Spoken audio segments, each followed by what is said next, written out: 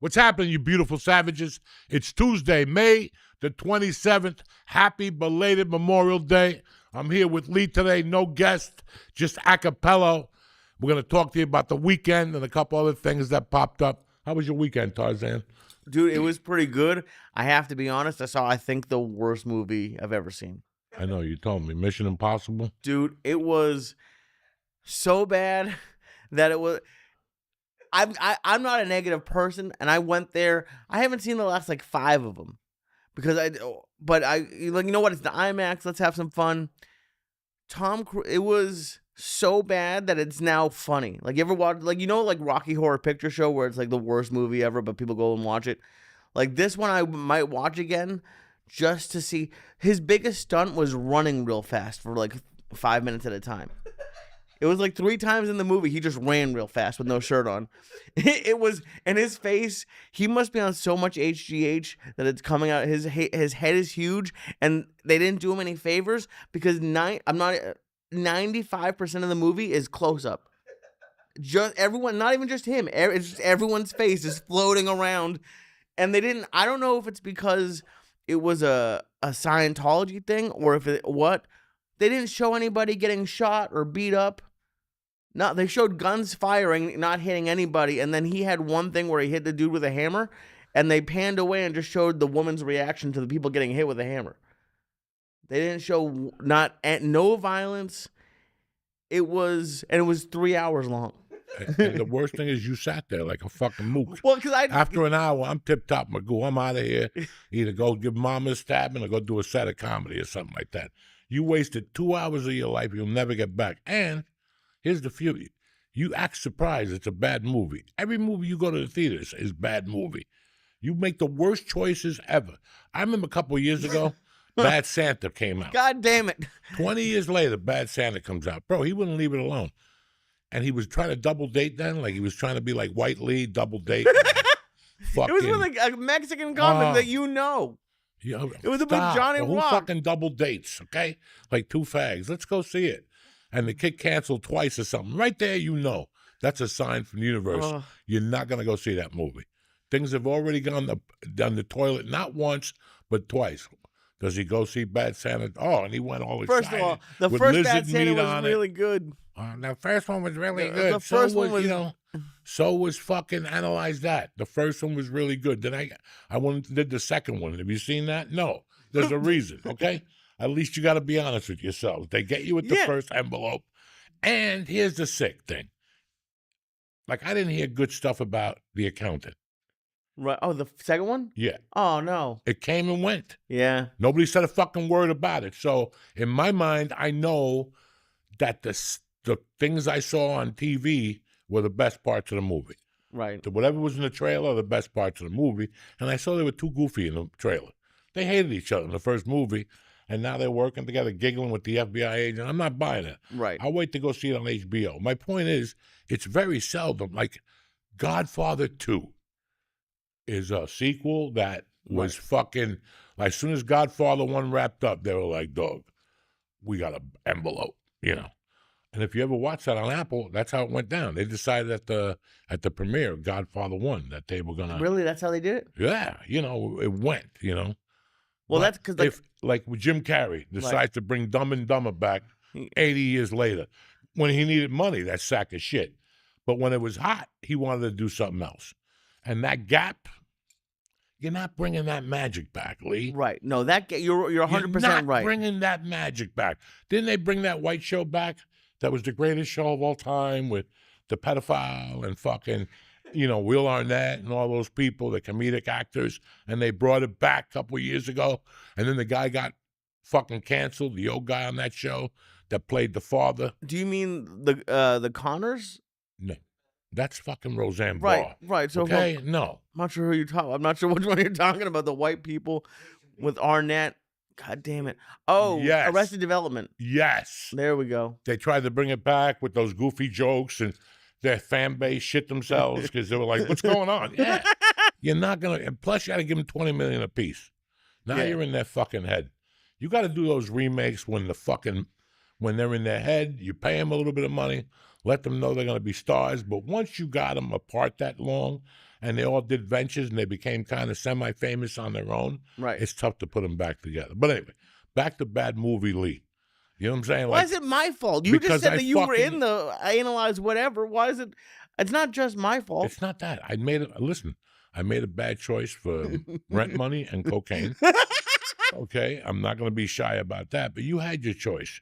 You had your choice to either go do comedy or go see this I did do stupid comedy fucking that movie. night. No, you went to one set. Saturdays are for 5 sets. We're losing our discipline here along the way, Lee. I would love to You're get. I would love to have you're 5 supposed shows. to be leading me. This is New York City. There's always a show. To get on. I would love to get. Always a show to get up. Okay, it's Saturday night in New York City. You got no time to go see fucking Mission Impossible until Tom Cruise gives you $1 million. Then you go see Mission Impossible. Do you follow what I'm saying to you? You're in New York City. Ain't got no time to go see the disasters. Yeah. You got no time. You want to watch Mission Impossible after you do your 6 sets? Then go home and watch it at 2 a.m. Fucking pay the extra $20. You know, don't look at the rating. The rating don't mean shit. These people who go, they get like blind, retarded people to go do these fucking things. That you don't look at anything. Right. No, it got an applause break after the movie, which I thought was crazy. Because a bunch of hillbillies standing up. They're visiting New York from Arkansas, wherever the fuck they're from, and they're just happy to be in a movie theater with toilets. You know, I don't fucking know. I don't fucking know. But you're not. I am doing more, but you're right. I would love to have. Yeah, no. Saturday nights you got no time for this shit. This is what you do when you fucking they cut your leg off. Or after you get mugged and you're recovering in the emergency room. I can catch up on all these movies. Dude, someone's gonna whack me in the fucking No, they're head. not. What do you mean? No, they're not. They know. Listen, this is a you know, like when your parents beat you up. That's a controlled beating. You're not gonna die unless your father's an animal or he smokes meth. You're not gonna fucking die. Okay, you're gonna catch a couple punches to the mid gut. You're gonna go down. Then a few weeks later, he buys you a new GI Joe, and nobody knows nothing. Like that song. Remember, my name is Luca. I live on the 2nd floor. Is that song about him getting beat up by his parents? Some girl got beat up. Oh I don't my God. fucking know. You know, Holy shit, dude. But so what? You're saying I'm gonna get hit, but not that bad? it's a controlled beating. I don't want a controlled beating. They just want to smack you, kick you in the stomach, take your wallet, take your ID, and leave your money to fuck with your head. And then when you call the cops, but they took my ID, I left my money. That's a Joe Diaz mentality. You know what I'm saying? That means that ID is on the way to fucking Israel. And in 2 years, there's going to be 100 little Lisayats walking around here with mustaches and God Dude, knows that's what you used to tell me. One time when I was dating the Mexican girl, I was dating her cousin came over. I wasn't there. You're like, he let went her away for the weekend and left the girlfriend and the fucking sticky-fingered cousin over there. You know, you got to assume one of the two's got to have sticky fingers. How do I know? Because I was always that sticky-fingered cousin.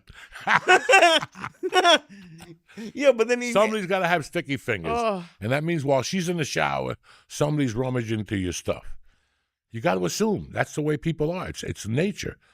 A lot of people ain't going to stay in your house and not look through a drawer Right, you might look and through a sniff drawer, your but you- vibrator or whatever, you know. I go to your house and I find your mother's vibrator. I'll sniff it. I'll give it just a little toke. You know what I'm saying? Like a little coke bump, like fucking.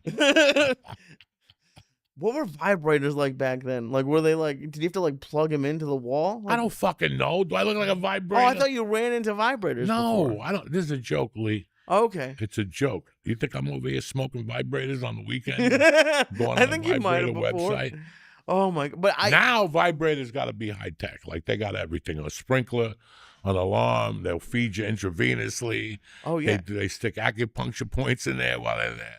I mean, You can do a lot of stuff. There's one you can like connect to Bluetooth and it'll sync up with the music you're listening to. I'm not even fucking around. They also the have. fact that you know this Oh, I know a lot about this. is disturbing. I know, because you're a filthy fucking Jew. You love this shit. This is Jew people stuff. Dude, they have. God forbid I give you a chubby black chick.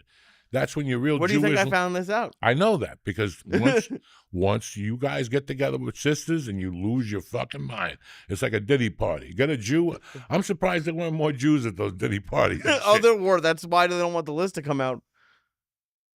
That's why they don't want the list to come out. Jews don't have that. Like maybe one or two little Manhattan West Side Jews, but not high-level echelon type motherfuckers from the Jewish National Guard. Anyway, I had a fucking dog. All I could say about my weekend was acceptance is a motherfucker. And since we have somebody with political aspirations in this room, I'm going to tell you something that I didn't realize till this weekend. I always knew this, but I didn't realize it till this weekend. People over a certain age should not be in politics, especially when they're involved in laws or something like that. It's just, I'm too old-fashioned. Like in my mind, I'm nostalgic and I'm too old-fashioned.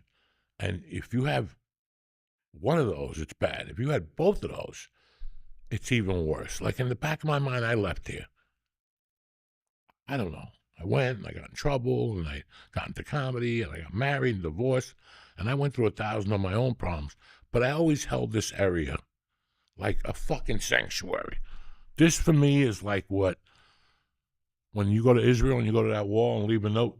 Yeah, You know the what Western Wall. That's a pretty spot on description, the Western Wall. For me, this is what this area has always been. Whether it's the food, how I stick up for the food, and how I'll live and die for Hudson County food and New York City food, to the state of mind, how it took me to the next level. Like, it wasn't that I was better than anybody. We all put our pants on one leg at a time. But I grasped some good things from bad people growing up. Interesting. And I grabbed things that were going to get me to the next level, which made them successful criminals or drug dealers or pimps or whatever the fuck they were for a living. It made them successful. But their stupidity got them caught or whatever. I picked up good things from bad people, you know? And part of those things is being nostalgic and your family and how you treat your friends and all this shit.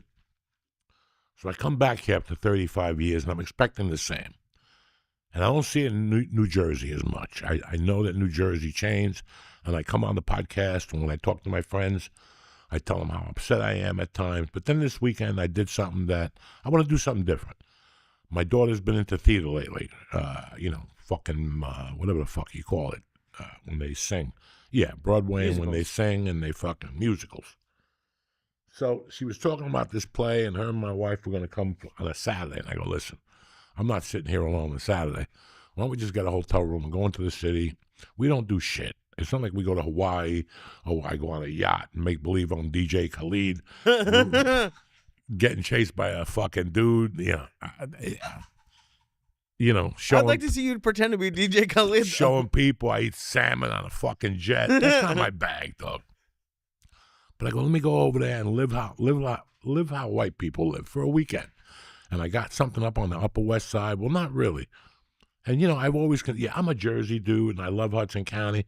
But before this whole party started, while I was falling in love with Hudson County, I was an Upper West Side kid. And that always meant something to me, Those kids up there were dirty, but not fully dirty. Do you know what I'm saying? Like, they were dirty, but not Jersey dirty. Like, so Saturday, I went up there just to walk up. The girls were sleeping in or something. I got up early like an asshole. I didn't bring a jacket to New York City, so I had like a hooded sweatshirt that was thin. I'm thinking it's going to be fucking 80 all weekend. But I said, fuck it. I can't sit in this hotel room. It's early. I drank some fucking high-powered coffee, and I went across the street, and I didn't roll one joint. I rolled two motherfuckers. And I went to Central Park. It had to be fucking 7, 10 in the morning. How great was that? And I just sparked one number, and then I sat down. I go, you know what? I'm going to spark another one. And that one took me to where I needed to go, and I just started walking, dog. And I fucking made it all the way up to like 76th Street. And I was like, and I sat down, I'm like, wow, look at this fucking neighborhood. Look how much it changed. Like, look what the fuck had happened to this New York that I thought still fucking existed, Is there anything that looked familiar? Well, yeah, the streets are the streets, but the people walking them. It was completely fucking different. And then I walked back and I did what I did. And then that fucking night, I did some shit. Oh, the girls went to Chicago. They went to the place Chicago. And I fucking, I said, I got to do something with my life. So before they left, well, they went to two plays on Saturday. So the first thing I did was I got up, I went for that walk. I went back. I was fucking tired. I took a goddamn nap. And then I got up again, and the girls were like, no, we're going to take a walk. I said, fuck it. So I went to visit my niece's husband. He's one of the chefs at Walensky, at Smith and Walensky. Oh, nice. It looked good. Dog, when I walked in there, whatever I felt about New York City, that still had it. Like, that was still nostalgia, to the point where when you order a Coke, they give you one of those small Cokes with the high oxygen so it tickles your throat and shit. Ooh. Like a little bottle of it? Bottle ones. Oh, you nice. pop them with the fucking thing. Oh, my God. Not even, these aren't Mexicans. These are the original ones from Pittsburgh and shit or somewhere, you know? And that was great. The steak was great. And I said, fuck it. Let me take an Uber up to my neighborhood. And it was about 5. And I went up to 88th Street, dog, and I was blown the fuck away. The first thing I did was I walked to Mr. Martini's house.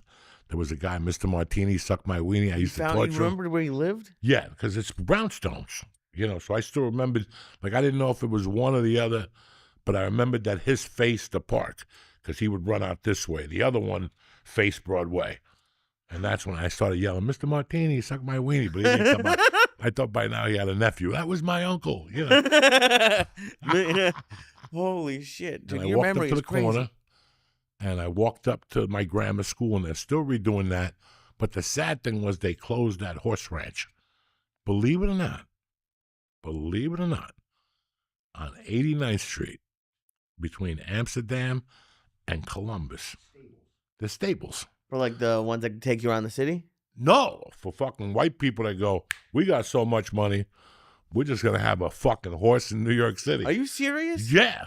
There were people with horses in the city? Not the people who would. No, I understand what you're saying, but it's just like their These horse. are just people that said, we got so much money, we're going to keep our horse in the city. Every once in a while, we'll walk in the Central Park. We'll get ourselves a couple of migrants, and we'll walk them down there with the rope, make believe we love the horse. Holy shit. And walk them back. I don't know. But we would go in there as kids and take the horseshoes. They would sell you a horseshoe for like a quarter or something. Like sometimes we would just steal them and they chase us out of there. That's done. My grammar school's getting redone. The whatever building was there, but the corner. I went to the corner and I rubbed my feet really good because that's where the PAL was when I was a kid. That's where I learned about life. My first real fucking touch with American life. And then I just went in front of my building and I could see the people who lived there, and it changed. And then I walked a little bit, and then I go, fuck this. I'm past like 6,000 steps. That's it. And I fucking took the Uber home. Ooh. And I went back upstairs. I watched something with them, and then they left. Then I went down and smoked another number, and I just hung out on the corner of Columbus Circle. And I just watched people for 2 fucking hours. I was that high. I was like kind of drooling. For 2 hours? I just sat down in the corner. I didn't eat a fucking thing. I just drank water, and not one person said boo to me. Never. It's the best part. I had a hooded sweatshirt on with the hood underneath. My wife got me a windbreaker at Target for $20 Oh, shit. because the other place wanted $1,100 for a fucking windbreaker. My wife's like, I ain't splurging no $1,100. No. Looks like you're going to freeze, chubby, because it was fucking cold out. But then my wife went to Target, and they had like a clearance rack, and she found it. She goes, it might fit, it might not. It fit. She goes, for $20, we took a chance. So I just sat out there, and I looked at the people that lived in New York City now, and I'm looking at these people going, they would have never made it here 40 years ago. Well, They would have never made it here 40 years ago. So I have a lot of thoughts about this and a lot of questions. Yes, it was touristy, but I could see the people getting off the train. I saw those people. Another thing I made is that in 10 years, households will be run by women. Why? Because men are looking weaker and weaker. 10 years ago, I would need an 8-ball to talk to a guy into sucking my dick. Today, I don't even need that 8-ball no more. I could talk a few of those guys into just give me a blowjob. Like, get in the car, I want to talk to you about something. Really? What do you want to talk about? Listen, I want to talk to you about some political issues and the world, you know. And it's seriously, you Right. can see that these guys, and listen, we come and we go. Guys like me are never going to come back. Like, I was so disturbed. I talked to my wife about it. I'm like, we're the end. guys that are opinionated and a little crazy and curse and, I'm not mildly racist. I'm whatever you call Bigoted. that. No, I'm not No? bigoted. I like saying racist stuff to get people going. I'm a comic about it, But Okay. at the end of the day, I'm going to buy anybody dinner. At the end of the day, I'll put my hand out to anybody, Right. regardless of what color they are. I talk shit. That's what I'm trying to say, That's not going to be allowed. These guys just, it's. I see women getting more aggressive. The other night I couldn't sleep, and I got up in the middle of the night, and you guys are going to laugh at me because this is what I've become. I watched, and George will appreciate this, I watched Texas against Clemson in girls softball. Jesus Christ, you have to see what these women are built like. You got to see what these women are built like. My wife came on. She goes, "What are you doing?" I go, "I'm trying to read, but this was on." And she goes, "You're turning into my father." She goes, "I really." She goes, I'm going to lose my mind. She goes, "I really married my father." How the fuck? I go, "This is the only thing that's on." I mean, John Wick was on. Enough. How many times did I watch John Wick? That's it. This was interesting. I was still reading the Rodney book over again. Okay. I took the Rodney book with me. And I'm looking at these girls going, look at this picture. And here's the funny thing. The pitcher was pitching 70 miles an hour. The girl, Emma, she pitches 58. 61 they clocked her at. How old was she? Emma is my daughter's age. Holy shit. So I'm watching this going, what the fuck? Look at these girls. And I'm like, these girls are going to beat the fuck out of these boys in 10 years. Dad was like a Roberto Clemente type Puerto Rican in the outfield. A Puerto Rican chick, she puts a red bandana on, Houston, Texas. The balls, the audacity, to even, you're in Austin, Texas. They don't even know what a Puerto Rican is. Right. This bitch gives zero fucks. I'm Puerto Rican, and I'm putting a bandana on, and I'm wearing number 21 just to fuck you motherfuckers up. And then on the third base is a chubby Mexican girl throwing heat from third base like Wayne Garrett in 73. I mean, I never saw anything like that. Were you getting into the game? Were you like getting pumped up? It was it's game 2, so it went into extra innings. And I'm trying to read this, and I'm watching this, and all of a sudden, like, I'm listening, and I'm like, this is getting interesting, but I was just like blown away by what I thought I was going to see and what I ended up seeing. Like, I would never stop with this. But I go to Austin, so I wanted to see if I ever have to bring my daughter down there. That's cool. It would be interesting. And you know what? And it's funny because I didn't know about this.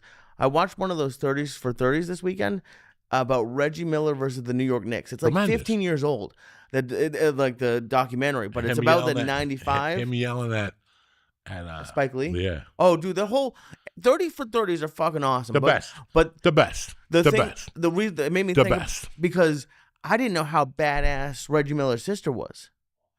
Though they had a whole section in the documentary about how she was better than him, and he was not. He also worked very hard, but how she would fucking destroy him as a kid. Like she was the best player in the town. What was her first name again? Cheryl Miller. Cheryl Miller. Yeah, Cheryl Miller. His best game as a kid in high school, he got in the car. He's like, I scored 40 points, and she's like, oh, good for you. And he expected her to have like a bigger reaction. He's like, what about you? She's like, I scored 105. She was apparently a fucking beast, Cheryl Miller. But it and it made me think because they had that whole documentary, and the biggest thing that I saw in it was like Patrick Ewing, dude. He was a fucking tank, and I was watching the playoffs this weekend. They're all skinny. Like the Knicks had a thing that you weren't allowed. If you went down the lane, you were gonna get fouled. And I saw people get fouled by Patrick Ewing. It was like a football hit. It was like Thomas Hearns. And now, I'm the Knicks. I actually like the Knicks, but why is Karl Anthony Towns taking threes? It was the biggest. I think players are getting weaker now in basketball than like every other sport. They're getting bigger and stronger and more. Basketball, it's like they're getting weaker. I disagree with you. You think? Okay. I went to a few live games. I have 2 arguments for you. I went to 2 live games, and both live games, I'm a basketball player. Right. I grew up watching who I thought were the best. And at the same time, as a kid, I used to write letters to all the ACC colleges. And I would ask for their training routines. Okay. And they would write me back, you sit on the wall, you do 50 foul line sprints, you do a George Mikan drill. And then for weights, they did like curls, bench presses, shoulder presses. It was like a standard bodybuilding routine. They didn't really know where to go with it. And I did it, and it put some weight on me, whatever. But when I went to see the Celtics against the Sixers in Philadelphia, I focused on two players. One being Maxey, who's the 76ers. Who's thin, and the other one being Jason Tatum, as much as people may not like him or whatever. I was blown the fuck away. By what? Now, you got to remember, when I was a kid, I was in love with Hudson County basketball, primarily Bayonne, St. Anthony's, Hudson Catholic, and there was somebody else in Jersey City who played. Oh, Hoboken. Hoboken had Charles Dubois and the other two guys, and Jackie Galloon. But I still remember Hoboken led the county in slam dunks. Okay? And I still remember him coming up to lefties, and I'm going, just slam on me. Just to get the feeling. You wanted to get slammed? Yeah, he was 6'3" maybe, and his partner was 6'5". Oh. It was Juice and Bob Du Bois, so both of them, whatever. They're both the same person. Juice is Bob Du Bois. And then there was another one, Charlie or something like that. One was 6'5", one was 6'3". They led the county in slam dunks. The strength he had under the basket was superb. And then I go back to a guy by the name of Bernard King, who had a spin move that was perfect. But if he got you with that spin move, the strength and how he did it, how his body moved I don't know where he got that strength from. If he got you, you were going down. There was just some strong Maurice Lucas, Charles Barkley, Moses Malone. They were just naturally strong people. What's the other kid that plays for, he's still active, he's old. He was in the playoffs this year. East Coast or West Coast? He played for the Lakers for a while, and then they traded him to the Clippers. I went to see whatever team he was playing for when I first moved here. Is it the dude with the spot in his head? No. No. George, the power that man goes to the basket. And I was like, I wasn't on the floor, but I was like in the first up, and I just zeroed on him. How he got the ball, he was a point guard, and he came down, and all of a sudden, it was like, it wasn't a thin shake, it was a power shake. But back to Jason Tatum and Maxey. The speed that Maxey had was, like, I was like, but I got to remember, we're going to make him faster, we're going to make him stronger.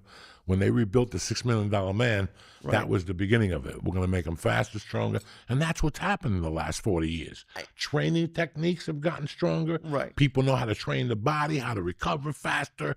Right now, when we were kids, an Achilles tendon injury, you were done for 2 fucking years.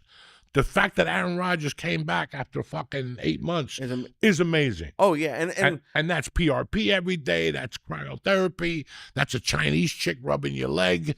That's fucking constant. And I may have misspoke, but I'm not, like, they're obviously in amazing shape. I'm not anyone to talk about anyone being in shape, but I'm talking about, like, just the size of the, it was a much, like, I like when there's one or two, I've talked about it, 1 or 2 3-point shooters. When everyone say, I like when people go down, like Indiana does a great job of, and I actually do like, I like Hart on the Knicks, and whatever the point guard's name is, Brunson is superb. But like seeing fucking Patrick Ewing, and you had to go and go for a layup against Patrick. No, like, are you serious?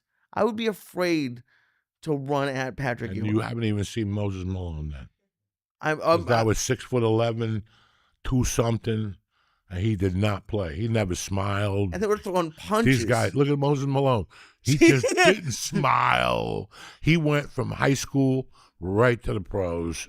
Yeah. And his attitude. He's making millions of dollars. He looks like he's no, like doing he wasn't making millions shot. then. This was the 80s. But then I want you to see something else that you guys don't notice, but I've noticed. And I'm sorry that my niece is in the room and she has to hear this.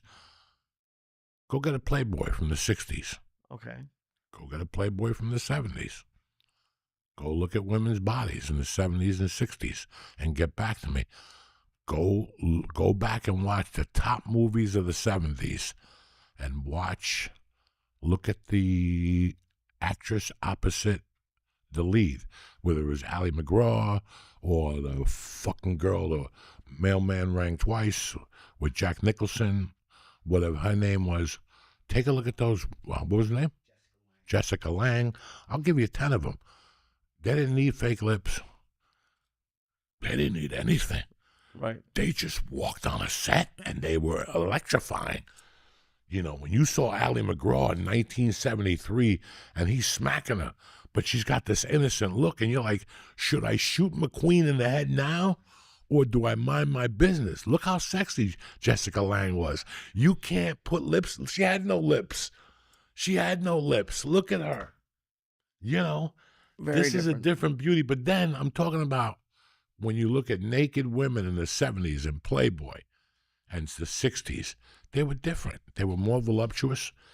The aorta was bigger. The circle was bigger. Areola. Everybody's areola was bigger. So women's body have changed. We've changed. We've gotten stronger. Look at women. Look at fucking Mobland. Take a look at Helen Mirren. She's 79 years old. When you're 79, you're supposed to be at home praying to Jesus that you're not dying. She's telling the kid last night she's going to eat his fucking eyeball out. You know? That's but badass. Did you read her Time interview a couple of weeks ago? She did something in the New York Times. She fucking laid it down. This is what needs to be done when you're in your 70s. This is how I do it. I still drink booze. Look at her. She's fucking beautiful, Helen Mirren. She wears the craziest outfits on this show. And then she's got another, she's 79 and she's on 2 hit shows. Who does that? She's on that other show with Harrison Ford, shooting motherfuckers. Look at her. She's fucking stunning. Yeah, she's beautiful. Shooting motherfuckers. When you watch that show, her nails are done fucking to the T, and her toenails, when she lays back, her feet are, she's got grandma feet. She's got grandma feet. Our grandma had pretty feet. She's 79. But you like, it's not how you age anymore. Right. It's how you age gracefully. And look at her drinking wine. She's a fucking savage. She's a fucking savage. She told Pierce Bronson last night to check his balls and shit. She's a fucking savage. So now, just to see, Helen Mirren or Diane Sawyer? Because those are the both of them. Just me, them two, and massage stuff, and plenty of naps and milk, and maybe a shot of stem cell surgery. Oh my God! But I got to talk to you guys about something that I watched the last couple of weeks. For anybody who's into fucking creativity,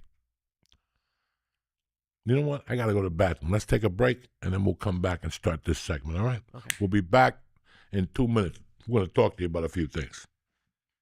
Hey, Uncle Joey here. Listen, Lucy is home. You're like, Joey, who's Lucy? Lucy is the greatest supplier of nicotine products, and she's here to help you with your nicotine fix. For example, Lucy Breakers are nicotine pouches with an extra surprise. There's like a little flavor capsule inside that you break open to release hydration and awesome flavors. Stick with the classics like mint or wintergreen, or mix it up with options like espresso, cinnamon, or apple ice. Listen, that apple ice is tremendous. You could choose between 4, 8, or 12 milligrams of nicotine. Listen, let's level up your nicotine routine with Lucy. Go to lucy.co and use promo code CHURCH to get you 20% off your first order. Again, lucy.co and use promo code CHURCH to get you 20% off your first order. Lucy has a 30-day refund policy if you change your mind. Again, that's lucy.co and use code CHURCH to get you 20% off. And here comes the fine print. Lucy products are only for adults of legal age. Every order is age verified. The product contains nicotine, and nicotine is an addictive chemical. Hey, Uncle Joey here. Listen, if you're looking for 5 or your brain isn't screaming at you, just need to check out Cornbread Hemp. Their CBD gummies are made to help you feel better, whether you're stressed or you just want to relax from a long day. We've all been there. They got flavors like blueberry breeze, blood orange, and salted watermelon. Yummy for your tummy. Their summery flavors will make you feel like you're sitting poolside waiting for Jimmy Buffett to show up. Anyway, I love these little things. They taste great. You know, my wife thinks they're the best thing since sliced bread. They got gummies, they got CBD lotion, balm, oil, and even THC seltzers, which taste delicious. Listen, right now, church listeners get to save 30% on their first order. That's right, 30% on their first order. Just head to cornbreadhemp.com/church and use code CHURCH, CHURCH, at checkout. That's cornbreadhemp.com/church and use code CHURCH, CHURCH. Take a chance. You're going to love them. Happy Memorial Day. We're back. Anyway, thank you for, whatever. I don't know what I was going to tell you. Anyway, we're talking about creativity, and I saw something this weekend that blew me the hell away. I had always known the story. Number one, let's get to the basics of it. I always loved to read about how something was built. Don't come up to me and go, well, I'm worth $200,000 million and I got a rocket ship to the moon. That's great. For me, it's how did you even get the 20,000 to start this fucking idea? And how did it come together? And about a month ago, I realized Dean Delray was on the show, and I asked him when, about the Led Zeppelin documentary. And he goes, go on Amazon. I went home and I watched it. And I had to watch it in 2 parts because it was overwhelming, because this documentary is not about the women and this. It focused on how they put the first and the second album together. But the most important focus of this was the focus of how 4 of them came together and what they were independently doing and what Jimmy Page was doing. Oh, that's cool. Okay, but Jimmy Page was already going Led Zeppelin with the Yardbirds. He was already going Led Zeppelin with the Yardbirds. The other 2 guys were doing something, and fucking John Paul Jones is on his own planet, playing a fucking organ and a bass and fucking, and all of a sudden they get together and they become this powerhouse. But you see the steps, and you see the evolution from their first live performance to the 3rd, to the 4th, and your 5th, and you go, holy fuck. And yes, it's fate. Sometimes it's fate. You think it's interesting? All right, one part of it is fate, because all the stars have to align. And if you've ever been involved in anything ever in your life, you know that when you break something down on how you're going to do it, and all of a sudden you get some people on board, all of a sudden everything has to be perfect. If one thing goes wrong, it's like my mother used to say, if it sucks in the beginning, it's going to suck all the way through. Okay, so if you go to me, oh yeah, we had fucking Nick, but Nick wanted $85,000, so we couldn't afford that. That's not what we discussed. Nick had the vision, so now you're gonna take $75,000 out of Nick to pay some schmuck that did theater, and now everything has to align. How many projects was I involved in that we're ready to shoot on Monday, and Friday night you get a call like, listen, the investor pulled out. It happens a lot. Jesus. Look, it's happened to me, in I've been acting, 20 years. It's happened 10 times. Oh, no. And you don't, but when you get the script. I know. You just play this mind fuck. Or I didn't, because I was serious about it. So, but when you get a script that's kind of like, and it doesn't have Universal or MGM or fucking HBO on it, anything could happen at any time. Even with those things, anything could happen at any time. So when you watch these things, yes, you see things align, but these motherfuckers are working towards something. And they didn't even know what they were working towards. And then through the fucking, he met John Paul Jones. No, yeah, he met John Paul Jones. And then because he did Jimmy Page and did the song to Goldfinger. That's Jimmy Page playing the guitar, and John Paul Jones is on the organ, and some chick is singing. And then they hooked up doing some work on a fucking film. And then, I don't know, they met fucking the singer. And then he brought John Bonham with him. He said, well, I got the drummer for you. You got to go see this fucking animal. It was John Bonham. And you watch what they became. And I thought it was fucking interesting. I'm going to rent it again. I just need 2 hours of my time. It's $20, so it's a fucking investment. Right. And they might move it off on Amazon. And when it came out, it was on fucking, they put it on those projection screens.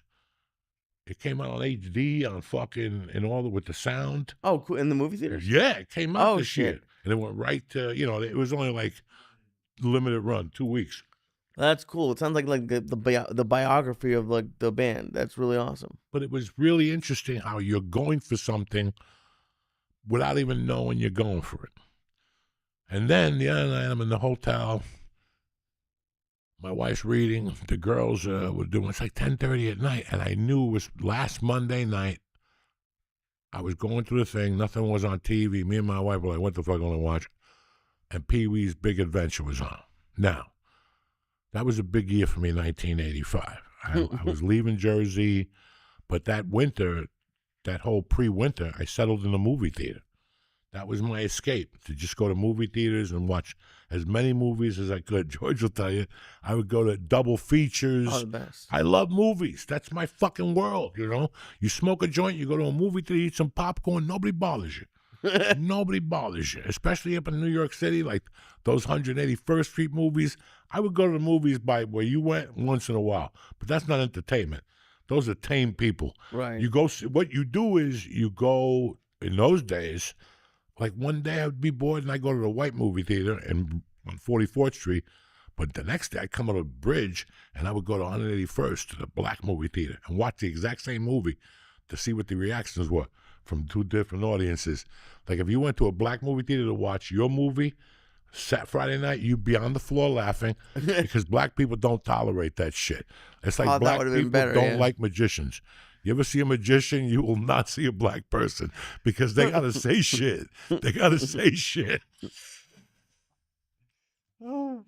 And I quote that, black people don't like magicians. And neither do you. No. But I have personal reasons, okay? I got personal reasons because there's a magician who hates me.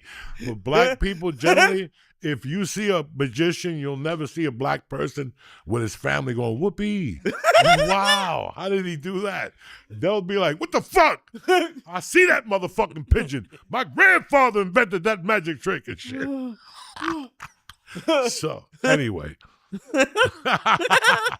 So, what are we talking about? I don't know. Who gives a fuck? Oh, Pee-wee. Pee-wee. So I put it on Monday night, and dog, I'm like, fuck. In my back of my head, when I clicked, I go, fuck. I missed the best part of the movie. And do you know that part was coming on? It's like whenever I see God Loves Me. You know why God loves me? Because every time I see Goodfellas is on, whenever I click onto it, it's always the Billy Bat scene. When they're in the bar, buy him a drink. No, you're drinking with an Irishman. I'm like, fuck, Jesus loves me. I got a time now. If it's on a regular fucking channel, it's 52 minutes in. If it's on pay TV, it's an hour 10 in with the commercials. So if it starts at 8 and I see Goodfellas, if it's 9 o'clock, boom, Billy Bats is and sure enough, it's, always dream the one I love would come along. With all that shit. So anyway, back to Pee-wee Herman here because this is interesting shit. Have you ever watched Pee-wee's Big Adventure, Nick? No. I don't think so. Have you ever watched Pee-wee's Big Adventure? I've seen bits and pieces of it, but... George, you know what I'm talking. Okay. There's a scene in Pee-wee's Big Adventure where he goes into a biker bar to make a phone call. Okay? Look at this motherfucker, right? He goes into a biker bar to make a phone call. And I don't know. They start goofing on him. He answers the guy back weird. No. Danny Trejo was in prison fucking washing dishes at that point in his life. Leave Danny Trejo alone. And He's on the phone and he yells at these poor bastards. And they're like, who the fuck is this guy yelling at us? And they go over and they're going to rough him up and all this shit. And they fucking, they just threaten him that they're going to fuck him up. Let's kill him. No, no, no, no. Let's light him on fire. No, no, no, no, no. Let's beat him up. And all of a sudden, under his voice, he goes, why don't we let him go? And this is like, I'm watching this the first time in a movie theater. I'm like, why am I going to see Pee-wee's Big Adventure? When this movie came out, I was like, hi, I had to kill time. Right. I owed the cops were looking for me something that made me go into this movie theater, and I didn't know what to expect. And I went into this movie theater, and it was okay for like the first 20 minutes. I must have been really high. Then this scene comes on when he walks into that bar, and he knocks over their motorcycles after they fucking throw him out, and they're going to threaten him. And they're going to kill him and all this shit. And he goes, one last request. And they go, okay. And he fucking goes up to the Mexican dishwasher and he borrows his white shoes, or the platform shoes, and he plays tequila. And he gets up on stage and starts dancing. And let me tell you something, the first time I saw it, I was 21 years old, and I think something came out of every orifice. My ass, I couldn't hold my pee. I was spitting, I was flustering. Look at this. Look at this. This mother, and it's pure comedy, guys. Look where he looks in the ceiling. Look where he looks in the ceiling. He's beautiful. What? Da, da, da, da, da, da, da. It's fucking the most prettiest thing, and he's geeky, but he's selling it. This is what matters in life. He's fucking selling it. Right here. Look at his little head bouncing up. That is genius. That is comedy gold without saying a fucking word. Look at him. Then he starts smashing the bottles and shit. This is fucking comedy 101. If you want to get into any level of comedy, all these Will Arnett's and these people, look at this. Then he starts doing this shit, and I'm lost. By that point, diarrhea's everywhere, okay? I got my leg up. I don't give two fucks. This is going to sit there and rot because I'm sitting for the next showing. Like, that's how funny this scene was the first time I saw this fucking scene. And after that, it was like Pee-wee's Big Adventure 2, and then something else happened. Then he got caught in the bathroom with some kid or something. No, he never got caught. He never got caught with a kid. He got caught in a movie theater whacking off, right. And then in Florida, which in Sarasota, something like that. Where would you go? But this is the take when they give him a bicycle and he takes off with the bicycle and he goes through the thing and shit. I mean, this movie is very, very funny at levels that you look at me and go, Joey, come on, dog. I know you. You wouldn't laugh at this shit. I was dying. So I see that it's on Monday night when the movie ends. They say Friday they're doing a documentary on Pee Wee Herman. I'm like, fuck. I didn't make a mental note. I did kind of, but who knows what I'm doing with girls softball and Memorial Day and barbecues and shit. This was on, and I was blown away because, look at that, poem portrayed by Pee Wee Herman in Sarasota, right? Anyway, indecent exposure. We all went through one of those at one time in your life. Thank God the camera wasn't on, you know what I'm saying? But somebody's always got Instagram, like my nephew said.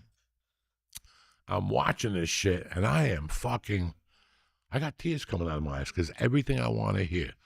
How he was in L.A., he was starving, he was, going from place to place. So you did watch the documentary? Oh, yeah. He's talking about how he didn't know what to do, and he was part of the Groundlings. Okay. And then he goes, let me give stand-up a try. He goes, I'm going to do a show where I play a stand-up comedian that's not funny.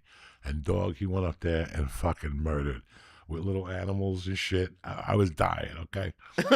And usually I don't like that. Like the guy who cuts the watermelons and shit. You're not doing, I'm going to leave there with watermelon seed on my neck. I don't need that. So I'm watching this thing, and he's doing this, and then he goes that he wanted to do a stand-up comedian to commit to or something. And he came up with this character, Pee Wee Herman.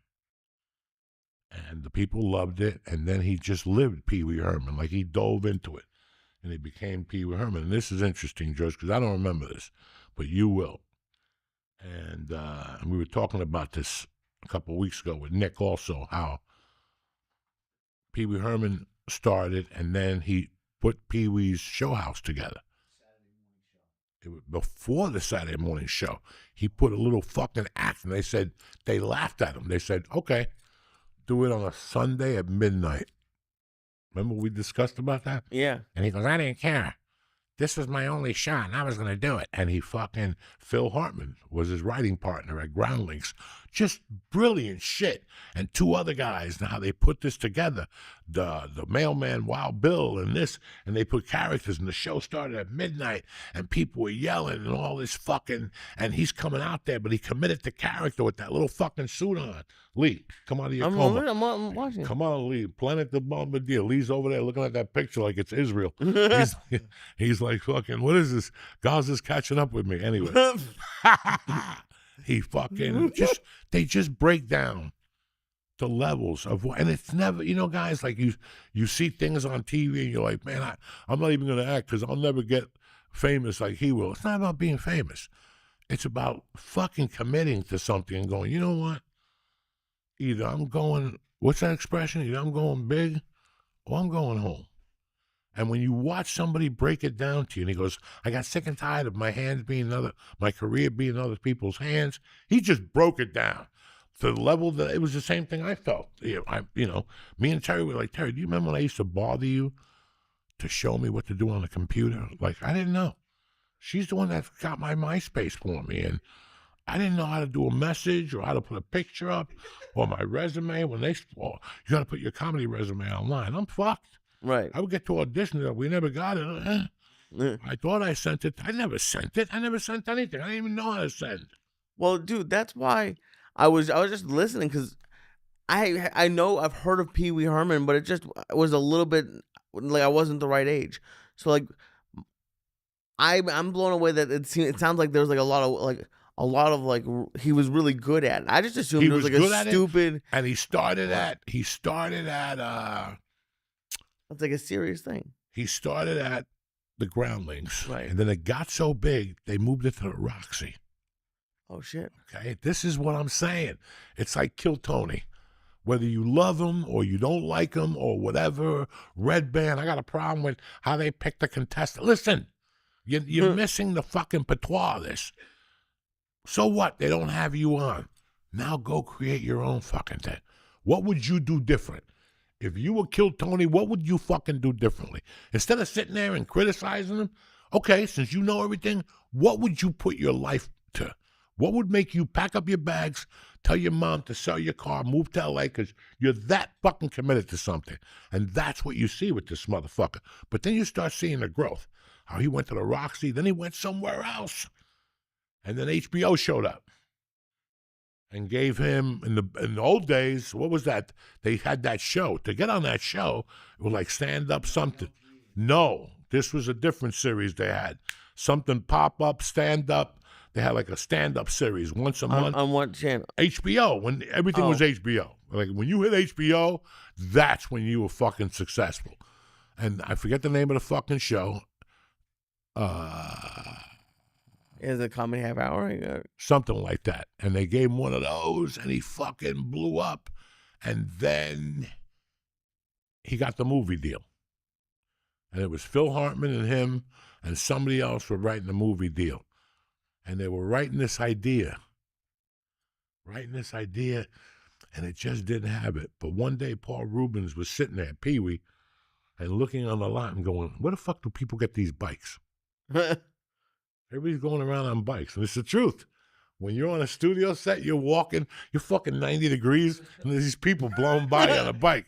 And then some guy that works there will come by. You're like, what the fuck? What am I, chopped liver? Right. Give me a fucking bike. If I would have known it was on the other side of the studio, I wish I would have had something, roller skates. Right. But it's the truth. At one point, when you're walking on those lots, you're like, where the fuck do people get these bicycles from? And he said that he made a big stink about it. And that the studio gave him that bike, Pee Wee Herman. Okay. And he went in and goes, throw away the script. We're going to write it based on this. But right there, dog, you're in the middle of a deal. They already settled. And now you're switching the idea. And you're hoping they're going to love it. You're like, listen, it's not what they paid for, but we're going to give them something 3D. And that movie made a shitload of money. They even put him on the road. No, before that, they put him on the road, and he was selling out theaters fucking selling out theaters because the networks wanted to make sure he could sell tickets. The same story everybody has. The same fucking story, the same shit everybody has. Even though he had this hot show he was going to sell, they're like, no. Now we're going to throw a different curveball at you. Oh, no. And that was before this. They called him to audition for Saturday Night Live. And he said he walked in there, batting the motherfucker. Everybody knew who Pee Wee Herman was. But when he was in the audition, Gilbert Gottfried walked in. And he realized that him and Gilbert Gottfried were the same type. And that Gilbert Gottfried was friends with one of the producer's sons or something. And he goes, I knew when I went in front of him, I didn't get it. So I went back to L.A. and recharged my career again. And that's when the agent said, well, fuck it. Do the show and then take it on the road. Do a stand-up act on the road. And he would basically go out there with the suit and go, ha, ha, ha, and shoot lizards at people. Oh, he would throw out, he would throw out Tootsie Rolls. Okay. And people went fucking nuts if they grabbed it because he wanted to make the show like interactive. Brilliance. He wanted to make a deal. Oh, okay. When we were kids, let's make a deal. The guy would come out and give you, do you have brown shoes on? Yeah, give you $20. Hey, you got a big dick? Yeah, $20. He wanted to do the same thing. So when he gave you the chocolates, people went crazy. He was getting standing ovations. The same story, everybody. So in the middle of all this, he's going to get a deal. They're like, nah, you got to go on the road and sell tickets. So I had to go out and do a 27-city tour. It was so amazing. They showed the lines and the standing ovation. And then finally, HBO gave him. Somebody went back there. Somebody big went back. It's the same thing. Somebody big went back there, and they said, what's he going back there for? If he's walking back there, we better get our mitts on him. And that leveled his stock, and they gave him that fucking movie. And did you know this about him before you started, or you just wanted to because you A thought the friend movie of was mine good? that got me into the Comedy Store, God rest his soul, Rick Dukerman, told me that he was going somewhere one night. And he goes, Bill Rubin, whatever, Paul Rubens. And I go, Pee Wee Herman? Really? And he goes, bro, Pee Wee Herman's a dangerous motherfucker. He goes, that guy's a great writer. He goes, I've known him for years. Nice guy, blah, blah, blah, blah. And then, I remember, like, the first week I got to L.A., George Michael got caught, like, close to where I was staying, in a bathroom in Beverly Hills, whacking off. Some undercover cop caught him in there. So, yeah, I don't know. I don't know the whole story. I wasn't there. He was deep undercover. What was he doing? That's when you're deep undercover. You're lurking in bathrooms, I guess. I don't know. I don't know what happened, and they talk about this in the documentary, but they broke it into some like weird segments. How what happened next, was devastating. They swarmed his house, and they went into his fucking magazine collection, and they pulled all this shit and said that he had pornography in there, and they pulled it all out. And he was gay, so it wasn't pornography. It was like men's magazines from the '60s. Guys with bikinis on, posing muscles, muscle and fitness, that type of shit. But in one of the pictures, it was a kid in the cover. And he was like 17 and a half, 17. So they got him for one count. That they researched everything. They went through every magazine, his whole house. They didn't find anything. But the new DA said, no, he's got to get charged with this. And he has to be a sex offender for 3 years and blah, blah, blah. And it took a lot of wind out of his sails. And then he laid down for a couple of years. And why I was telling you, I think before the podcast, I was telling Lee about a story with Garrett Morris, the guy from Saturday Night Live. He had a club. And why I'm telling you this, because when I was down there, I met a guy. And he goes, can I call your agent on Monday? And whatever year that was the year that Paul Rubens was going to bring Pee Wee Herman live back. And they were looking for funny characters. And this guy thought it would work for me to audition for him or whatever. I was pretty fucking excited. At first, I was like, what are you going to do? But if somebody gave him a deal to do it in L.A. Live, do you know what L.A. Live is downtown? They wanted you to, remember I did a show there. I did 2 shows there. I did one with Wheeler Walker. Right, yeah, I went to that one. And I did it by myself, and then I did it by myself. And then it was there or something like that. Well, no, somewhere where it was like a stage. I'm sorry, Lee. it's like a stage, it's like a theater. And I told my agent they're going to call you, and they never called. So who the fuck knows what happened?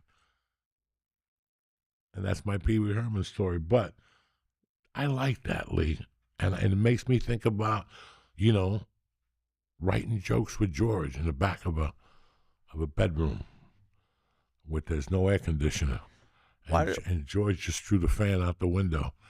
And it makes you think about what you go through and how everybody thinks that you just, I was talking to my nephew before, and he was telling me, I go, you know, all weekend I've been seeing these people, you know, putting up pictures of down the shore.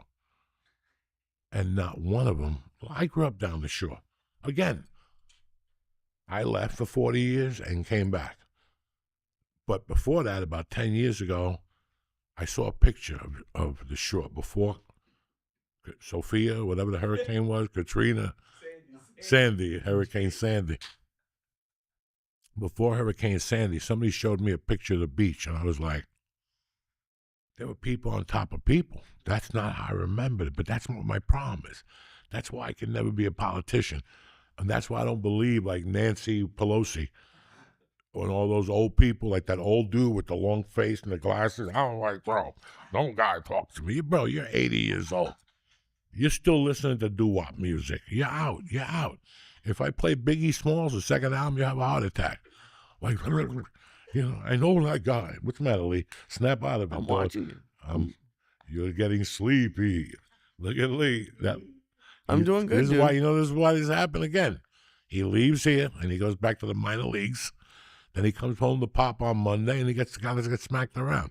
Now he's been staring at me with the Japanese. He's over there looking at it like it's fucking... I'm trying to know what it says. Yeah, I know, because you can read Japanese. Get the fuck out of here, you fuck. Yeah, you can read Japanese all of a sudden. Those edibles are pretty good. No shit. That's why we eat them, because they're good. And I think I had like one or two. I think I had like 2 of them on the way up here. What do you think? How do you think you had an edible? I had 200 before I even got in the car, before I left my house. Jesus Christ. I was feeling good. I was out of the shower.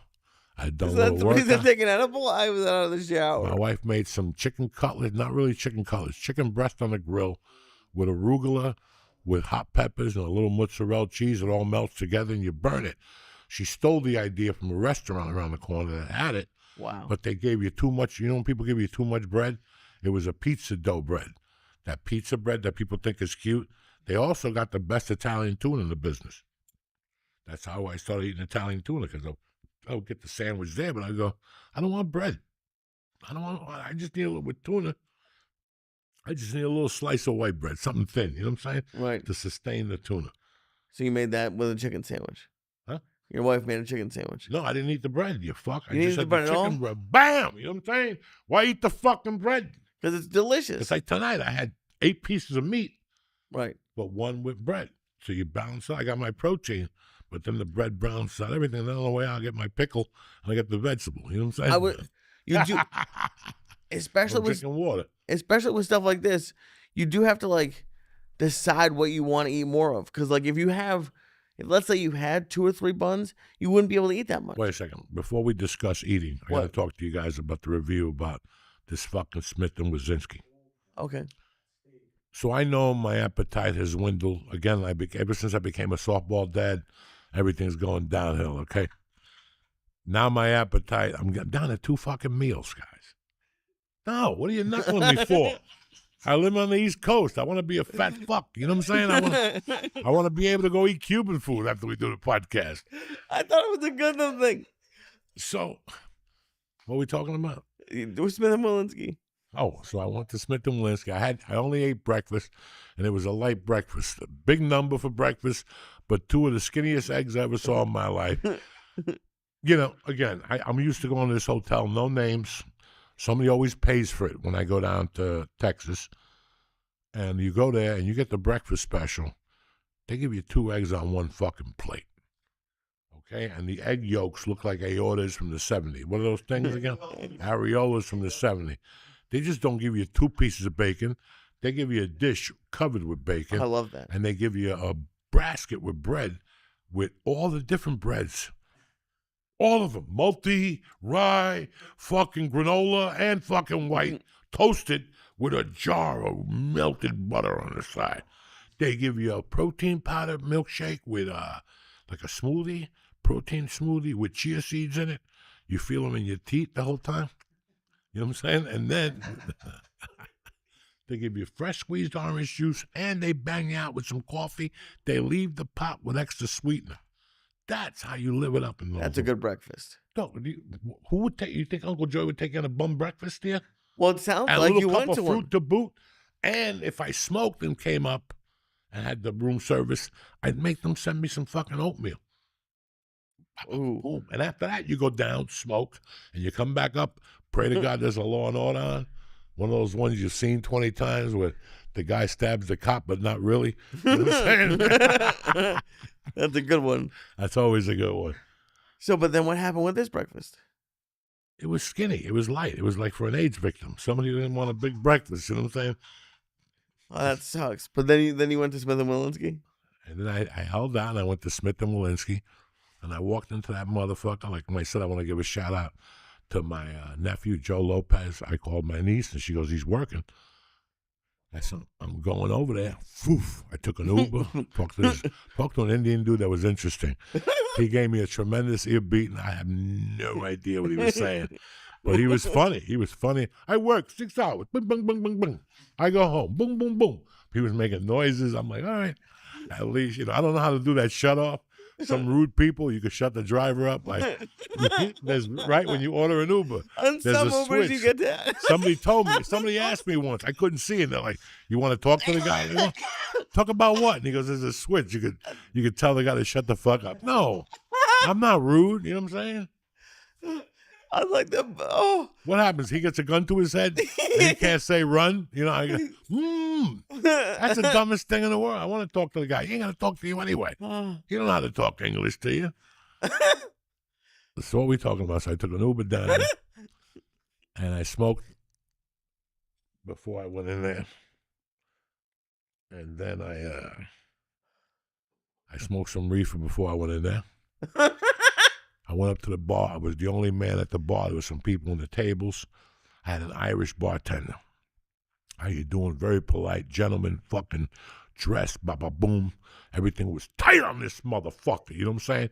I sat right in front of like a whiskey thing where they had all the whiskey selections. I don't know what they were. I could lie to you. I just know they look expensive. You know what I'm saying? Like those whiskey. But everything looked good. It was clean. The bottles were clean. I opened up with a fucking wedge salad. They gave me a wedge, but it was different. They had bacon on it, blue cheese, but then they gave me 2 fucking tomatoes with 2 onions on top of them. Those big, come on, dog. If I would have known, that's a meal right there. I put pepper on that motherfucker and just started whacking it. I go, let me get a glass of water and a Coke. Because I was feeling frisky. He goes, no Coke Zero here. This ain't no pussy bar. This is New York City. Either you're in or you're out. I said, I'm in. He gave me the fucking bottle of Coke. Great dude, too. The general manager came over. I said hello to him. I dug into that tomato. They were both fucking those big tomatoes with the onions. Unbelievable. I ate into the wedge, and I knew. I go, this is not going to be good, Uncle Joey, because I can't finish the fucking steak. But there was a grilled steak on the menu. And then my nephew came out. He goes, what do you want? I go, I want that grilled steak like 12 ounces. He goes, I got a 14 ounce. I go, kick it. He goes, how do you want? I go, medium well. I want a little pink, but not really. You know what I'm saying? Like, I can't say way to describe it. I can't say what I want to say. Oh. But anyway. Anyway. My nephew goes, perfect. Now, I was watching the fucking game. I was watching the... I think no. I think the Mets played the Dodgers the night before, and it went into extra innings, so it was Saturday. Maybe I was watching the Yankees against Colorado, because that's right, because the Yankees had lost the night before, even though Judge hit a home run. I didn't watch the game. I just read the fucking thing on the little tracker. You know what I'm saying? I ain't got time for that. So funny. People are like, look at Joey. He knows about sports. No, I just know how to read the fucking thing. The steak came within like 15 minutes, and it was fucking beautiful. When it came by me, it smelled. Now, he told me, he goes, we age our own steaks, the whole thing. We get 30-day dry, whatever the fuck all that means. I don't, Listen, just give me the steak. Let me try it. Dog, the first bite, I bit into like the fatty. It was perfect. I'm not gonna lie to you guys. You know what? And you have to take care of yourself from time to time because you go out sometimes and you're like, I'll take the steak, and you eat it, and you know it was a good steak, but there's a difference between a good steak and a steak that you go, Jesus fucking Christ. Jesus fucking Christ. Like, they come with the dessert tray and you're like, there's no need to. I need a coffee. That's it. Give me a coffee and a bill because we don't need no dessert. Next time I go in there, I'm going to eat like 800 milligrams, and I'm going to go in there because they have a strawberry shortcake. Oh. But it's not the strawberry shortcake we grew up on. The people with the ice cream company with the bell. Good Humor strawberry shortcake. It's a strawberry shortcake. Find the picture. Strawberry shortcake. Oh, like with the bar? Huh? Dog, it's the bar, but they give it to you, the bar and a cake, and it's gigantic, and they give you a fucking upside-down cone with vanilla and some sauce on the bottom. Dog, come on. Who you think you're fucking dealing with? Joey Banana? That's it. I signed up as Smith & Walensky. I'm with them from now on. Some people with the Irish, I'm with the Italians. Some people with the Puerto Ricans, I'm with Smith & Walensky. That's how I'm rolling. I haven't been there Find yet. a slice of Smith & Walensky strawberry shortcake cake.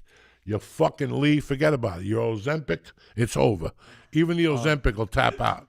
The Ozempic will Do go. they do a chocolate it'll one start too? fucking shooting in your arm. What? Do they do a chocolate one too? Or just the strawberry shortcake? Why we gotta talk about chocolate? They do 'Cause I like strawberry. choc- Just take the strawberry for right now and then move on to the other shit, okay?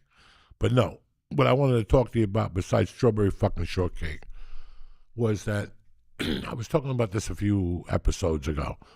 About how people look at things and they go, you know what, it really doesn't matter because that's never going to happen for me. And when I heard it the last time, I was like, you know what, this is what pisses me off about people because I never thought, there it goes, there he goes, look at it, Lee. Bam! No, he just had it. Boom, boom, boom, boom, boom, boom, boom, boom, boom, Keep boom, scrolling. boom, boom, boom, boom, boom, boom, boom, boom, boom, boom, boom. Look at it right there. Oh my goodness, Lee. Holy shit, Lee.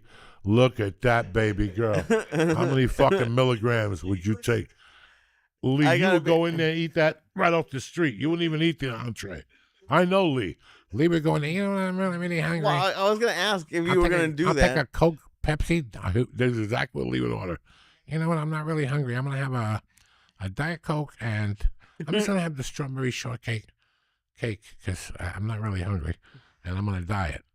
Well, look at that. That's a 6-layer strawberry shortcake with That's a full fucking scoop of ice cream. That's a meal. That's for 3 gorillas.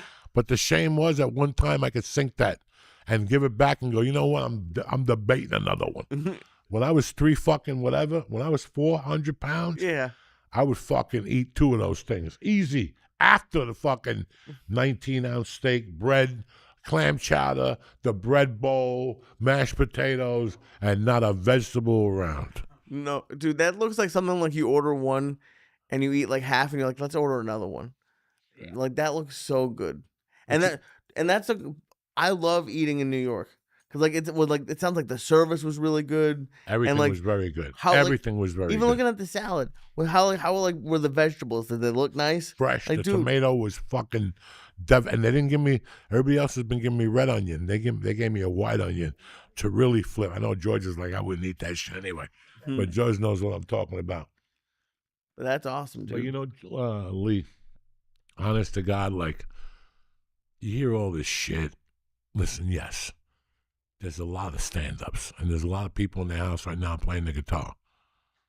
And there's a lot of people in their homes right now in the garage playing the flute. And no, it's the truth. Some people are trying to get a scholarship. Some people are trying to learn an instrument. And some people are going, you know what? Someday I want to be the next Eddie Van Halen, you know? And you see them, they're kind of confused, and they're kind of goofy, and they just, you know, and one day they just disappear. And then you fucking see them, and they're on TV, or they're, you know, whatever. And you're like, how the fuck did that happen? And you get it, because people committed to something. They put the work in. They didn't let nothing distract them. Like, when you listen to Pee Wee talk, he's talking about how, you know, the levels. and how he struggled and he was sick and tired of people telling him to do this and and they showed all his movie roles. Like he was everywhere. And he's like, that wasn't getting me anywhere. That wasn't getting me anywhere. They showed Cheech and Chong because Cheech and Chong went down to Groundlings and hired him as a bartender. They showed him in a different movie. He was fucking shooting movies, man. And he was like, and I get it. You just get stuck. You get stuck. I was fucking stuck as fuck. From fucking 98 to 2004, I shot, 80, not 80. Everything I shot was like a TV show.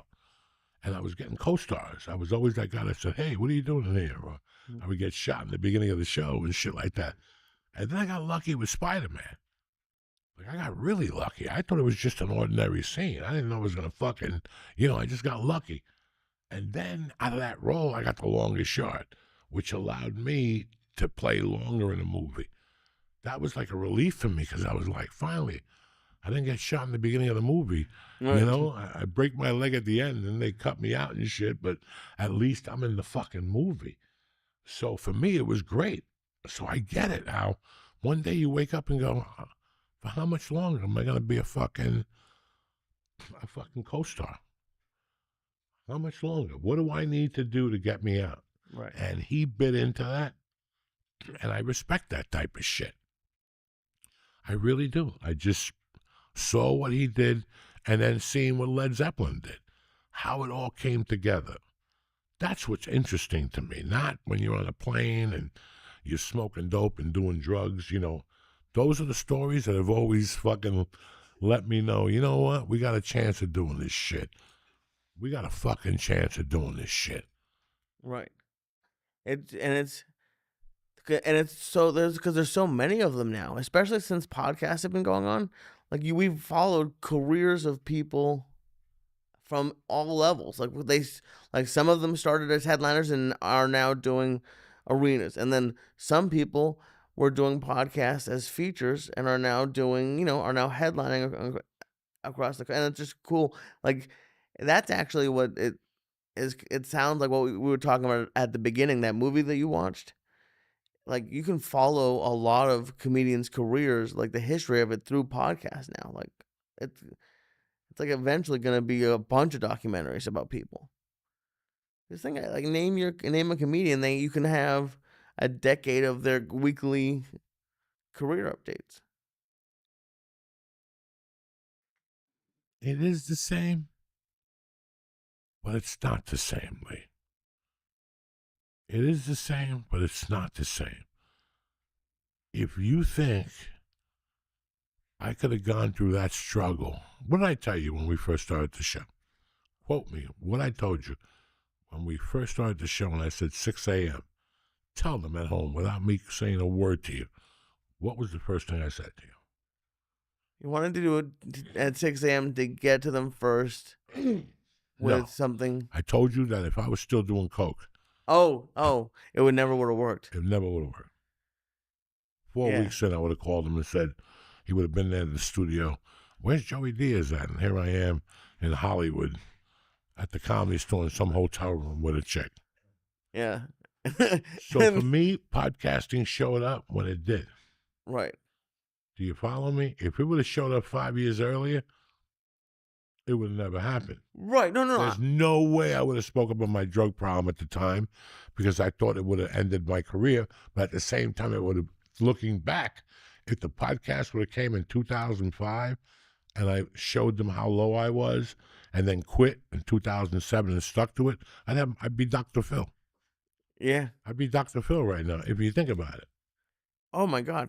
And there are some people who are that honest on podcasts. And I'm not saying, like, yeah, obviously, like, there was a lot of luck to make a successful podcast. But if you just look at the top 20 comedy podcasts out there, most of them are, like, getting to be about 10 years old now.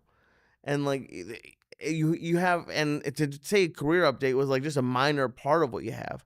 For a lot of comedy podcasts, you have, like, it's like a diary of that person for 10 years. It's like we don't even realize what we've done. It's like really crazy.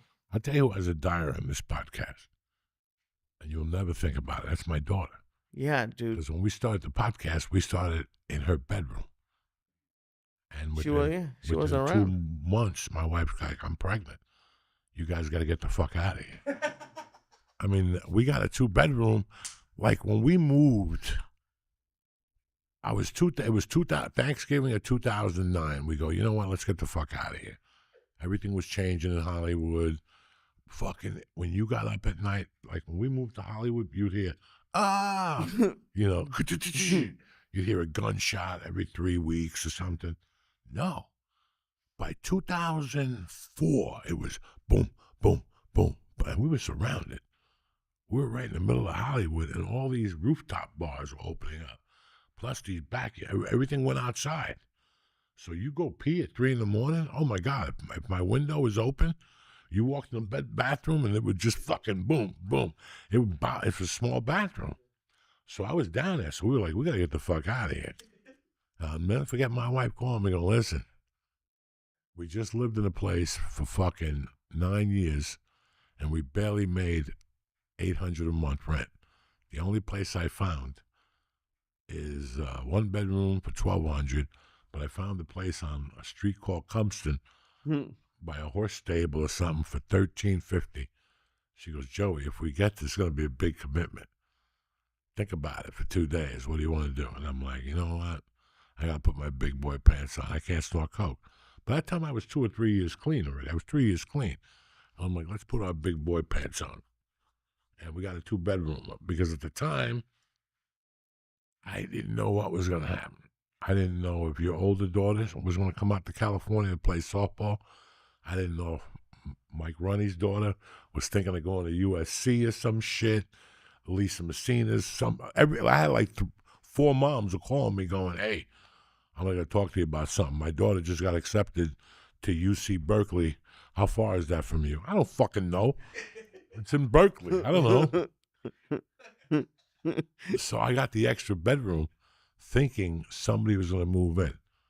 In the back of my head, I'm like, this is my turn to help somebody the way somebody helped me when I was growing up. Somebody's going to call me and go, Joey, my daughter's going to school out there and she's going to live an hour from you. Just to be sure, can she stay in your bedroom? Absolutely. But the whole podcast thing popped up. We get the fucking podcast room. We're just getting started. And also my wife gets knocked up fucking 2 months later. And she's like, you could stay like another month, but then you got to go. Because I got to clean this room and sanitize it. You and this fucking Jew in here telling you disgusting stories. I know we started the podcast and that thing, and we brought my old podcast host in. Remember she came in one morning, I'm not coming and take pictures. Yeah.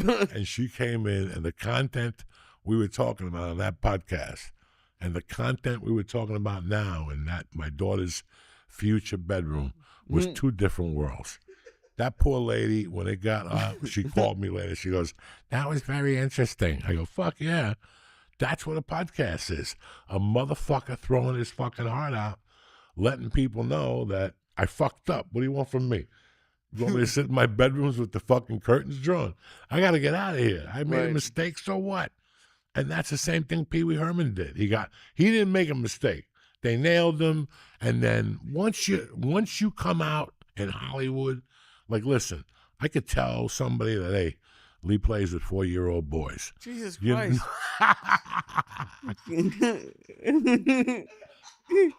How will we not say that? Right. We'll scratch that, but yeah. No, we don't. Lee plays with 8-year-old boys. Oh, thank you. So, oh, good Lord. Me saying that and somebody saying that we broke into Lee's house with a warrant looking for child pedophile material, that's 2 different things. That means every endorsement, everything. You go home and there's one last check, and you're lucky you got that. It's like, don't call us, cash the check, have your mother cash the check for us. We're too embarrassed. You know what I'm saying? Like, that's it. You lose everything. Everything goes out the fucking window. And that's what happened there. And then it took years to overturn whatever happened, and then he started doing this thing again. But it was interesting, and I'm not going to spoil the beans here. Watch the documentary, see what you get out of it. He was very honest. He was very real. And man, he touched me. Like it was like, not like fucking, but he touched me in the sense that he told the struggle and how it's supposed to be. It just didn't happen. Like, can you imagine Saturday Night Live calling you and going, Lee, this is when Saturday Night Live was Saturday Night Live. Right. Again, for the cheap sheets. Tell them, George. In like the 80s? Yeah. It was like the height of it. It was you and Lawrence Taylor. Right? It was Saturday Night Live and Lawrence Taylor. After Saturday Night Live, they have that little party, and then those kids go into the village. They just walk around like Brad Pitt, naked. College students come up to them sucking that yum stick, and the girls, it's insane. And the same thing with like Lawrence Taylor. That's how big their personalities were. Right. And at that time, it was a television every Saturday. That generation was home watching Saturday Night Live. He was doing all this work in L.A., and he comes to New York, and he fucking, you've been to fucking things where you showcased. Mm-hmm. Now, those are little things. Can you imagine the magnitude of you going into something thinking, finally, me and my girlfriend could get out of that one bedroom basement and live like normal people? Think how much pressure that does to your psyche when you go in there. So, And do you know, did he say if he saw Gilbert before or after he auditioned? he saw him at the audition when he walked in. Hey, listen, Oh, that's... I'm not going to sit here and tell you how many times, I can't even remember, but how many times how many times did anybody in this room, or anybody who's listening to this podcast, go into a tryout for a team or a fucking a job interview where they're like, you got this. Your uncle's sending you in there. Yeah, he knows the guy that drives the truck. His cousin is married to the sister. You're like, and you go somewhere and all of a sudden there's a fucking, it's a wild reckoning for you. You went in there thinking, I got this. And also, how many tryouts did you go to as a kid thinking, I got this? And all of a sudden some kid from Edison in Union City with a fake birth certificate comes up and he's jumping over you. First, next thing you know, you see his family drive up with his wife and the kids. He's fucking 16 with a family and shit. Meanwhile, he's playing bitty basketball, slam dunking backwards and shit. That always happened as a kid where you thought you had a position, you thought you had something at the last minute. They throw somebody else in. If you're in a career, get ready for that. Where you think you got it licked. They already took you out to dinner. They signed the contract. You ever see The Green Book? It's been on a lot lately. You ever see the movie The Green Book? Yeah, of course. The guy who they take his hat. Yeah. The gangster. The gangster. They take his hat. You ever see The Green Book? No. They take that guy's hat. That guy was the original Don Johnson. They signed him on a Monday. Don Johnson came in on a Friday. They had already given him $750,000. Once they found Don Johnson, they said, keep it. Oh, no. And, yeah. We'll call you. And that's what happens sometimes. He had the job on Monday. You don't have the job until you have the job. Shane Gillis had the job on Tuesday morning. And on Wednesday, some Chinese kid sends a telegram, and now you're done. You know what I'm saying? Yeah. It's you on the phone ordering Chinese food, and the kid sends a telegram and tapes you. That happens to everybody, and it's not how it happens or what happened. Is how you handle that fucking obstacle sometimes. And Pee Wee handled it. Led Zeppelin got hit with drugs and God knows what else, Staminka juice, hepatitis. They were on to a different level of sex, drugs, and rock and roll. And 9 albums. There's people today who can't stay together for 3 albums. And Led Zeppelin really did 10 albums. I don't count Coda because by that time I was off the reservation. But 9 albums. Tell me about a band today who's got 9 fucking albums. Not 4 different personalities that are fucking stronger than death. Right. And that's what I like to see. That's why comedy is so much easier than music. because I got to deal with 4 of you motherfuckers. You might come in and go, I don't really like my guitar work on that. What do you mean? We already laid the album down. Yeah, I want to play a violin and blow a sparkle out of my ass at the same time to get the full effect. Okay, now I got to deal with this fucking hump. When I do comedy, I'm the Captain Kirk of the enterprise. That's why comedy's so strong, because I make the decision. I'm the fucking man in charge. I'm the producer, the director, and you got all these people going, I'm a director, I'm a producer. You haven't done dick. Shut the fuck up. You haven't done dick until you become a stand-up comedian at all levels. You're a producer, you're a writer, you're a director, you're an arranger, you're a promoter. How are these people going to get in? What are you going to do? What are you going to pay? You going to hire a publicist for $8,000 a month? Yeah. Good luck, bitch. Good luck. So what are you going to do? You got to go out in the streets and pass out flyers when you believe that much in yourself. But it's 2025. You don't have to go out there and pass out flyers and be a politician. There's the internet, and there's different ways. There's 1,000 different platforms. So what the fuck are we talking about here? Let's take another edible and call it a night. Happy Memorial Day, you fucking savages. It's going to be a great week here. Lee's in Pluto again, as you could tell. I'm doing fine. Because every fucking week he goes on. And he plays fucking... He plays... Look at him. He knows. No, I don't know. Yeah, he goes, I called him Saturday morning. Oh, yeah. Oh, no, Sunday morning. He sounded like Medusa. You know, oh, yeah. What's the matter, Lee?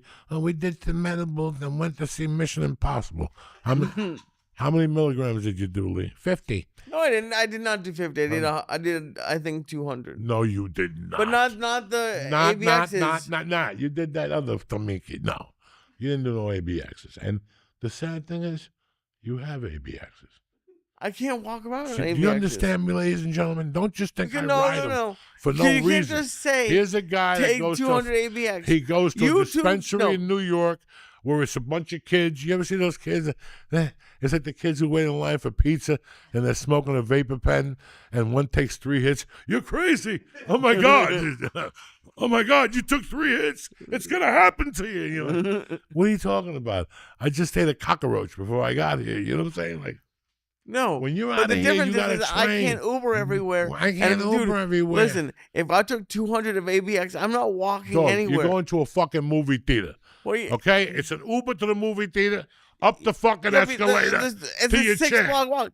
You send your wife to get the fucking popcorn. You sit down. Okay? Tell me the Uber. Tell me what bullshit you're encountering. Yeah, but okay? No, but you have to have a whole life. Then the movie finishes. Those 200s last 8 days. And you go. So now you're telling me you ate a bogus 200. I didn't eat bogus. You ate a fucking Fugazi Fugazi 200. You ate a Fugazi. A medical 200. Medical.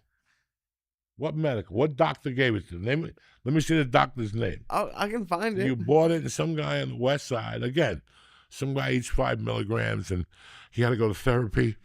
Yeah, it opened up my ways. My chakras will never be the same again.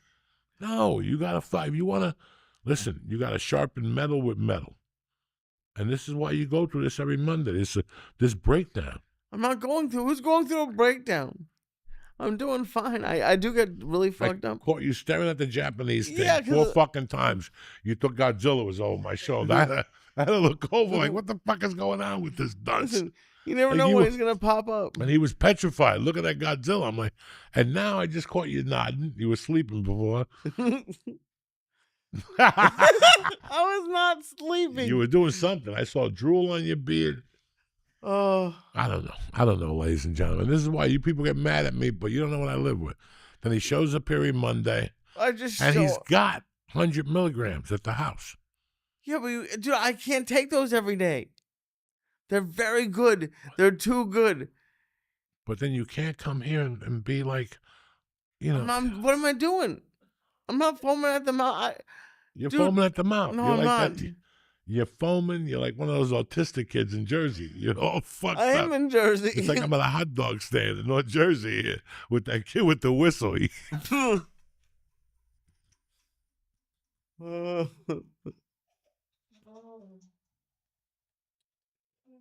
wish I had a whistle.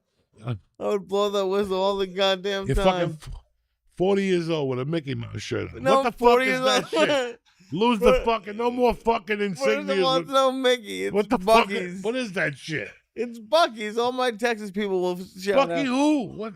Who's Bucky? You're It's 40 a years gas old. station. What's next? What? Save that shirt.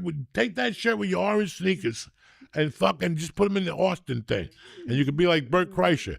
Every time you go into a different town, you bring up the cowboy hat. Next time you got a vest with the Bucky. You said I got to live with, Dude, ladies people and like gentlemen. this shirt everywhere. And I'm not Fuck being you. disrespectful to Yes, fucking. you are being disrespectful. I'm not being disrespectful Dude, you to might not be able to Texas. go south Look at this year. fucking guy. He's a grown man. A with lot of people with have Bucky shit. Bucky fucking Dude, you can shirt buy on. Bucky's everything. He lives in New You York. can buy And a he wants to Buc-ee. know why he's gonna get mugged. Right there. Right there. Would you mug this Dude, fucking I'm guy? more likely to get a hug If you saw this with a fucking Bucky shirt Momo on. come off They a train always- looking oh, around people wanna give with me a a Bucky hug. shirt on, wouldn't you kick him in the Fat stomach people one everywhere time? love Bucky's. You don't even know. I know people from Texas love Bucky. Yeah. And I'm not And you want to know disrespecting. why? Because it's fucking awesome. Don't disrespect Bucky's. I understand, but a black dude with hunger and food stamps Go to doesn't Bucky's? know about Bucky. Yes, I He do. sees that shirt and he goes, "Look at this fucking pigeon I right here. guarantee that guy Look at has this a guy. Bucky He's got to sweatshirt. have 50 fucking bucks. He just came from a Bucky festival. I'm going to kick him in his Bucky, and I'm going to take everything he's got, this fucking half a fruitcake. Lose that shirt, please. You're No, a grown man. I like this. I'm gonna get No, 13 wear it when of you're in these Texas. things. You can sell 8 I'm tickets. only wearing Bucky You can take a sweatshirt. picture in Texas eating barbecue. That's how you sell tickets. But for you to wear that shirt in fucking Jersey when you live in New York City, you're going to get the shit kicked out of you. Lee. Why? Why do you think every night I pray? Every Dude, night you I were get just on in my New York. hands and You knees. just how pussy they Before I are. put my sleep apnea mask on, I get on my hands and knees and go, God, tonight, please, don't let my phone ring. Don't let my phone ring when Lee getting kicked. Because somebody's going to, even a Hasidic Jew, even one of those Hasids, when things get bad, before they move to Jackson, New Jersey, and they got a getaway, they're going to kick you in the fucking stomach and take something from you. Dude, And if that someone- shirt is a giveaway. So knock it off. That's what I'm talking about. Men don't wear those shirts. Yeah, That's it's for a little men's kids. shirt. What are you talking Wear it about? when you're in Texas. Men don't wear that shirt, especially in New York City, you know, and especially when you go to do comedy. You're going to get What do beat you up. have these Lee. rules, dude? This is a whole new brand of rules. What do you? And then I can only wear a certain sweat. Rules. Dude, they have Bucky's in Florida. They have Bucky's everywhere I now. understand, Lee, but you're a grown man. You live in Harlem. So who Okay? cares? Okay, there's no Bucky's in Harlem. Go ahead, go ahead. Go ahead. Hey, nephew number 1. Go ahead. Google Bucky's in Harlem. All right? This is what I'm talking about. There ain't no Bucky's in fucking Harlem, Lee. So please, why are you offending me? Who's Why offending This you? is the shit that worries me at night. What? This is the shit that look what you get for Bucky's. Those two. What does that mean? Somebody's getting fucked in Somebody's getting fucked in Okulo. Look at them. Look at them. He didn't spell it right. He didn't spell Buckeyes. Look at these beauties. That's Bucky Buchanan. Look at this beauty. There you go. That's your buddy, Bucky. Buccees. Seymour, look at this poor bastard on Instagram, jumping up and down. Hi, Bucky. This is what I'm talking about, ladies and gentlemen. I'm just trying to raise my He fucking. just searched the gay This is the bar. closest thing I have to Nick, a son, I don't know why and he's got a Bucky fucking shirt on. Okay, this is not what. you might as well put a fucking Boston Red Sox shirt on and walk around Why? New York Yeah, City. why would I do? I don't want to get killed. Okay, then. Dude, Then Nick, what's you're the on the wrong difference? thing. Bucky, Boston Red Sox, they both start with a B. Okay. What? What? Yeah, what, How cocksucker? does the fact that the Bucky's gas station chain and Wait, Boston Red Sox shirt would Listen, be enough, mean anything? enough. What are you going to be this What do week? you can't get me all riled up and then say I no. didn't get you wild up. All right. I'm sorry. I'm sorry. Yeah, have another time. No, This is the light one. This 50. no, it's not. I've already hit 8 of those. What? Huh? I'm good on edibles. Oh wait. That's wait, Bucky, but he ain't in the fucking Bronx. That's where he's in Iowa. He's in Texas. He's in Richmond, Virginia at a gas station. He's in St. Augustine, Florida. Nowhere does it say the boogie down motherfucker Bronx, or nowhere does it say close to Kara's house around Dominican people. Okay? Because they would stab you 18 fucking times, Bucky. No disrespect to Bucky or Texas. I got to toughen this kid up. He's walking around with these black Jew killer sneakers and fucking a Bucky shirt on. It's not going to work out for him, all right? Anyway, where you going to be this weekend, Tarzan? This weekend I'm going to be in The Virginia. hospital. Joshua. That's where you're going to be. Fucking Sing Sing. with a Bucky's fucking cast on your arm. Look at it. It looks like Lee Bucky. Look at Bucky right there. Where you gonna be at this weekend, Mike? I'll be in Virginia with Josh Wolf. When do you go? Friday and Saturday. You're doing Mushroom Friday?